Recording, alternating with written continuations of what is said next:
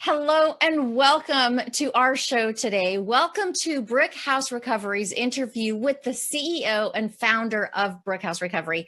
My name is Jennifer Quinn, and I have the distinct honor and pleasure to host this interview to find out exactly what you can do for addiction and recovery and helping your loved ones. And with that, I'd like to bring on the CEO and founder of Brick House Recovery, Jason Coombs. Hi, Jason. Welcome. Hi, Jennifer. Thanks for having me. This is exciting. It's so exciting. I'm so happy to have you. I really feel quite honored to be able to talk to you about this because this is something that is challenging families and homes all over, and it's a rising, an alarmingly rising rate. Is that right? Yeah, it is. And, you see the media putting a lot more attention on it. You see government putting attention on it, policy. It is becoming more and more an issue, a public health issue, as well as how it's affecting families. So, yeah, there is definitely a rise in attention that this topic is getting. For sure. And I want to dive into your story as well. Before we do that, I just want to welcome the live viewers that we have and the replay viewers. At any time during this broadcast, if you have any questions or comments, please post them in the feed below the video. And if we can't get to them during the live broadcast, then Jason will come back in and make sure he comments to each and every one of you. And if you'd like a shout out, make sure you leave a comment because I can't see who's watching unless you leave a comment. So with that, Jason, could you share with us your story? Because I was doing a little bit of stalking you, for lack of a better word, in prep for the show. And your story is quite compelling. Can you tell the viewers how you got started with Brick House Recovery? Yeah, absolutely. I get asked that question all the time. What inspired me to change careers from working in the television business and working in the finance industry to opening up a drug and alcohol treatment center, because it is quite a jump, and it's fueled by my passion. I'm a person in long-term recovery.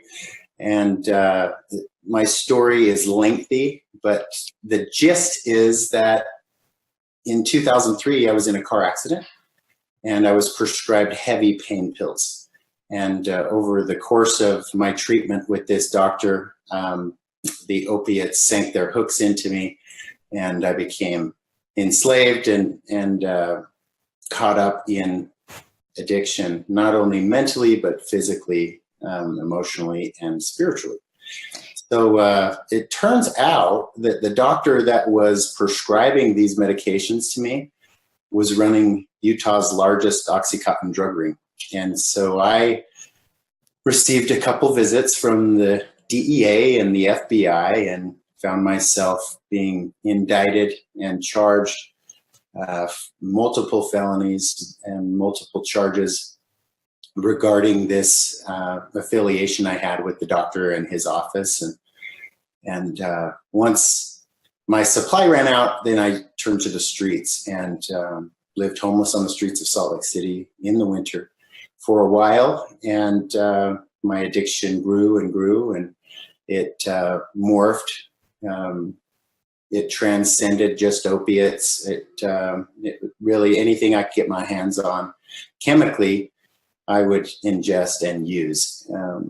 I had so much shame and so much guilt around it that I pushed everybody that I love out of my life, found myself divorced, and then landed in jail multiple times. And so I have been a friend of the county jail system with, the revolving door recidivism rate. That was me. I was a repeat visitor over at the jail and went through 5 treatment centers. And so I'm very familiar with the struggle that it takes to get sober and to actually recover. And my story is much more lengthy than that, with a lot of dynamics, but that's the gist. Is I have transcended my addiction, but I work at it every single day. That is so fascinating. And there are so many places that I want to jump in and ask you more questions. The one that jumped out to me the most was when you talked about that the prescription drugs got their hooks into you. Do you remember that feeling? Do you remember the moment? Do you remember that when that happened? Yeah, actually, it was right after the accident. I was heading to lunch with a coworker, and he started to ask about my pain management and if I was seeing anyone. And I said I was not seeing anyone. And at that moment, he pulled out a Costco-sized bottle of Oxycontin, and he pulled out a CD case, and he pulled out a dollar bill, and he crushed up one of those pills on the CD case in his car. And he asked me if I wanted to try it because it would save my stomach lining. It wouldn't be so harsh on my stomach lining, and it would help me with my pain faster. And at that moment, I made the decision that would alter the rest of my life. And I went ahead and snorted that line of Oxycontin. And I do remember the euphoria. I remember the feeling that came over me. It was as if all of my problems, all of my pain, emotionally and physically, just disappeared. And I remember thinking, why doesn't everybody try this? I need to introduce this to my parents. This would change their life, just to share the good feeling that I had. And it was definitely a counterfeit feeling. But that is why people get so hooked, is because for those of us that have addictions, it's like an allergy. It is an allergy. I had an abnormal reaction to that pill, where other people might get sick or they might feel out of control, and so they stop. But those of us that have this makeup, this genetic makeup, it actually affects us completely different, where we just have an insatiable desire to get more and more and more, and we don't stop. Okay. And that's exactly what we've heard, is that some people are predisposed to it and some people aren't. And so you're confirming that that is in fact what happens with addiction. I think almost in every case, yeah. Okay. There may be exceptions to that, because I think over time, if you drink alcohol and you drink it long enough, in the early years, it may not sink its hooks into you at all. But over the course of decades of drinking alcohol, then it does, because it alters the neural pathways in the brain, and then you become chemically dependent. And something interesting about alcohol, I just want to point this out. There's a lot of attention on the opiate epidemic right now in our country, but I'll tell you, I'm treating 68% of my clientele have alcohol dependency. So it's interesting that all the focus is on opiates, and it should be. I think that the death rates support that. It is an epidemic, and definitely needs to be addressed. But what about alcohol? What about the families that alcohol is destroying? And what about stimulants?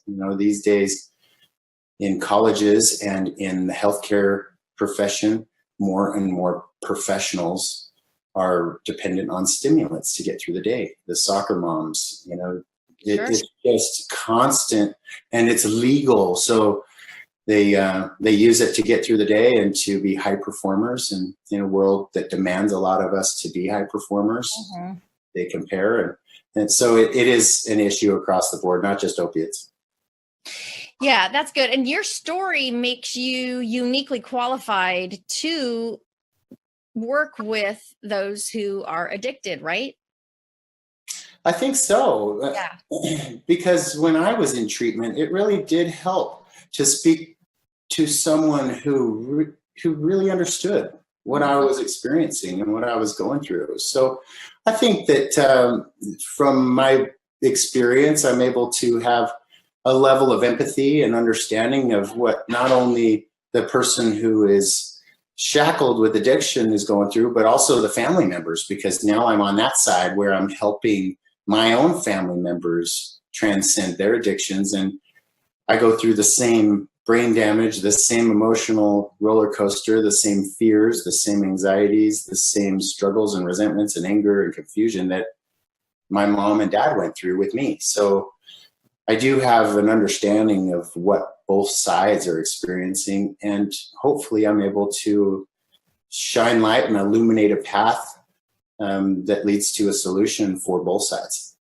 I love it. And I would imagine that when you can educate the loved ones on how, you know, their loved ones predisposed, and how, like, when you shared your story on, you thought, this is amazing, everyone should be on it, you know, everybody should do this, it would help my parents. Like, that's coming from a place of love. That's not coming from a place of, I'm going to destroy my life and wreck everybody's path, you know, everybody who comes across my path. And so I would think that helps with some compassion and understanding for the loved ones, to know that's the motivation. It's not, let me see if I can destroy everyone's life. Yeah. I mean, I don't know anyone who, you know, starts out their life thinking, I'm going to strive to become chemically dependent and addicted. You know, Right. I think that you know, and there are other factors that contribute to addiction that I need to speak to briefly, and that's the co-occurring disorders. You know, a lot of the mental health issues that fuel addiction and chemical dependency, whether it's anxiety, depression, bipolar, trauma. A lot of people that have suffered abuse as, you know, young men, young women, and through their adult life. You know, there's nothing I know of that numbs out that trauma faster than alcohol or drugs or a version of an addictive behavior. And so I think that we're living in a society of the escape artists, that people aren't addressing their real issues, rather running from them. And hence we're seeing, you know, a rise in the rates of addiction. So, and so this rise in addiction, how does it impact not only families, but communities? Well, you know, the national statistic in America is that 1 in 10 Americans are chemically dependent over the age of 12. Wow. So right there, it nearly affects every household. So it has a huge significance and impact. You know, as we're seeing the Diagnostic and Statistical Manual of Mental Disorders create more and more and more diagnoses related to dependency, chemically and behaviorally, they're understanding that it's much more than just a choice and bad decision making, but that there's something happening physiologically, mentally, psychologically, and spiritually and socially that is contributing to many, many more people becoming slaves to their addictive behaviors or their addictive stimulants. And I find that fascinating. And, you know, the next question is, well, what do we do about it? I mean, we got this big problem, and I believe that what we focus on expands. Absolutely. And if we focus on the problem and consistently focus on the problem, all we're doing is perpetuating the problem. And the problem expands because that's creating fear, that's creating anxiety, that's creating a sense of hopelessness. Like, how are we ever going to address this issue? I'm grateful that we are talking about this issue, because I do know that there is a solution and an answer. So as we talk more about the solution, that will expand too. And that we will find that more in the influencers' ability to change policy, to address the public health issues related to it, and our communities, our incarceration department of corrections. You know, as we look across the board in healthcare and in the Department of Corrections, there are so many ways that we can focus more on the solution rather than the problem. And so my mission is to always be that voice that, hey, like, yes, there's a problem, but let's talk about what we can do to transcend it, because people are recovering everywhere. And you're seeing more and more celebrities and more influencers come forward and say, yeah, I struggled, and guess what? like I have transcended, and this is how I did it. Nice. And the world's hungry for that. So I want to be hungry. part of that. Right. So hungry, so hungry. I want to dive into the solution and what you're doing at Brickhouse Recovery to help people. Before we do that, I just want to give a shout out to Amy Baker. She left the comment, so she's watching. I just want to say thanks for watching. And if you're also watching live and you would like a shout out, just leave us a comment and we'll give you a hey. Or if you have a question for Jason, go ahead and leave that in the comment. Even if you are watching the replay, Jason will come back in and answer your questions. And so let's talk about the solution, Jason. I know a lot of people are skeptical, easy for me to say, about the treatments and the different options. So what insights can you give for people seeking higher level of treatment? Well, that's a great question. When it comes to addressing addiction, when someone is diagnosed with, a moderate or severe chemically dependent diagnosis, and those can be done through, qualified professionals to diagnose. The level of, to answer your question simply, I've got so many things I could talk about, but I think the most important is that addiction is a mind, body, and spiritual issue. And so many programs will focus on one or maybe two of those components. And individuals can recover in a variety of different ways. There isn't just one way to transcend recovery. I've learned that over the years. In my personal belief and in my personal experience, I believe that we have to address the spirituality just as much as we have to address the psychology of it, the mind and the body. And so when you're seeking treatment, first of all, treatment centers are not the solution in and of themselves. I own a treatment center, and I'm here to say that people don't recover in treatment centers, which you might wonder why I would ever say that, but let me explain. People recover. I recovered in the context of relationships. So wherever you can go and build a relationship with yourself, mind, body, and spirit, as well as build a relationship of trust with others in the room, in the group therapy, in the individual therapy, with counselors and staff, and with God or a higher power, then I have seen the recovery rates increase, and I have seen not just abstinence and sobriety, but I've seen emotional sobriety take place. And that's, to me, what recovery is about. It's not just staying clean and white knuckling it and being a jerk and being irritable and restless and discontent sober. Like, I'm not interested in that. It might save people from overdose, might save people from external problems, but I think the real solution is, how do we become emotionally sober? How do we become healthy individuals in the context of relationships? And so when you're looking for a higher level of care, those are the questions to ask: is what's it like? What's the staff like? What fuels them? Are they just in it to make a buck? Are they just burning and churning clients through groups and through the program just because it's a business? Or is there a sense of empathy and real compassion where those relationships can be fostered and built? So that's the solution in my experience and in my opinion. Very good. Very good. So it all comes down to connection. And one of the things that I love about your logo, and the viewers can now see it at the bottom of the screen. Can you explain to us the story behind your logo? Yeah, it's funny because I get asked all the time. They're like, "What?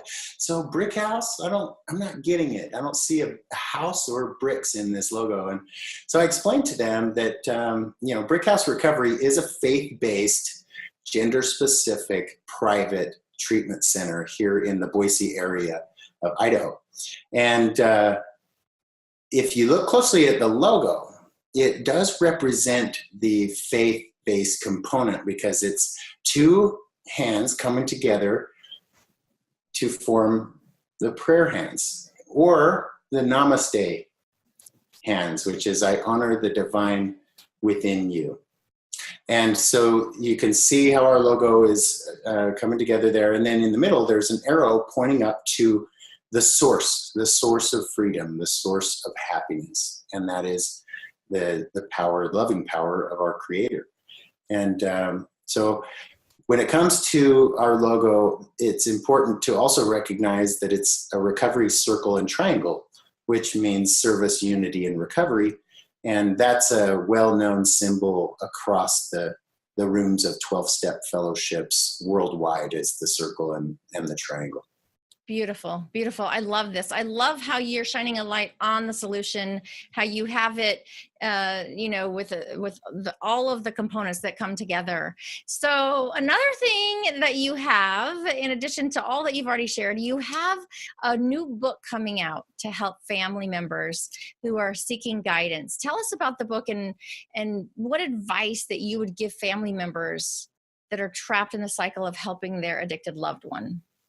Yeah, I'm really excited about the book. The original thought to write the book was I constantly get asked by parents, by mothers particularly, how can I help my son, or by spouses, particularly the wife will ask me those questions, and I find myself repeating over and over and over the same stories and the same suggestions and the same principles to abide by. So it came to me, I just need to write this down.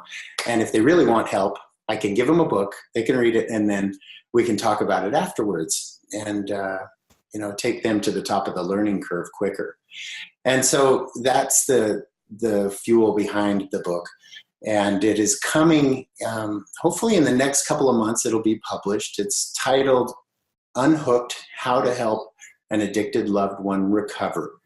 And this book gives not only my experience as a person who has struggled with addiction and the stages that I went through in order to ultimately recover, but it also gives the words of my mother, my father, and my sister. And they share their experience while they were going through the process trying to help me. But most importantly, it's not just our stories as a family and perspectives, but there's an evidence-based, supported, validated modality that I highlight to show people how to actually help someone recover. And it's not just opinion, but it's evidence-based. And so it does take people to the top of the learning curve. Super excited about the book. And I'll keep everybody posted as soon as it's ready. Yes, definitely do that. I know it's going to be a great resource for people. And I just think it's wonderful that you're so open and vulnerable to share your story and your insights to help others. But you also have a resource library available for people right now. They don't have to wait for the book. And tell us where they can find that.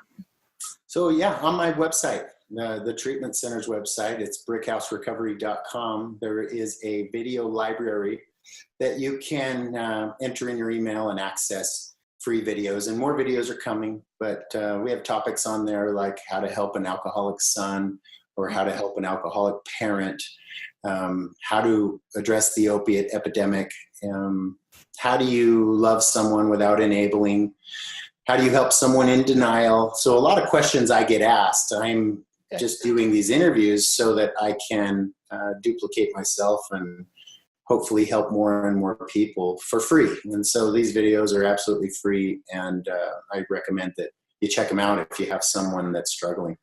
Perfect. Jason, thank you so much. What is one parting piece of wisdom or advice that you can give someone whose loved one is struggling with addiction? Oh, I have so many pieces of advice, but the one I will share is to get off the beach. And what that means is when my parents were seeking help in my first treatment center, remember I went through 5 of them.